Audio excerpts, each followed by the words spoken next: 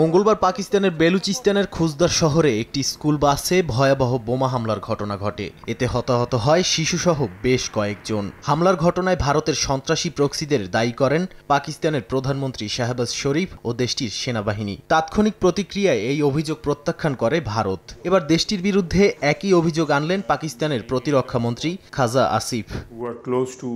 পাকিস্তানের প্রতিরক্ষামন্ত্রী অভিযোগ করে বলেন, বেলুচ লিবারেল আর্মি বিএলএ ও তেহরিকি তালেবান পাকিস্তান টিটিপি উভয়ই ভারতের প্রক্সি। তার অভিযোগ, স্কুল বাসে ভয়াবহ বোমা হামলার পেছনে ভারতের হাত রয়েছে। শিগগিরই আন্তর্জাতিক পরিসরে পাকিস্তান এ বিষয়ে প্রমাণ হাজির করবে বলেও জানান খাজা আসিফ। অন্যদিকে পাকিস্তানের সঙ্গে যুদ্ধবিরতি কার্যকরে যুক্তরাষ্ট্র মধ্যস্থতা করেছে এমন দাবি অস্বীকার করেছেন ভারতের পররাষ্ট্রমন্ত্রী এস জয়শঙ্কর। নেদারল্যান্ডসের গণমাধ্যমে দেয়া সাক্ষাৎকারে তিনি বলেন, ডোনাল্ড ট্রাম্প অনেকবার দাবি করেছেন তিনি যুদ্ধবিরতিতে সহায়তা করেছেন, কিন্তু এটি ভারত পাকিস্তানের মধ্যকার বিষয়। দ্বিপাক্ষিকভাবে আলোচনার মাধ্যমে যুদ্ধবিরতি কার্যকর করা হয়েছে।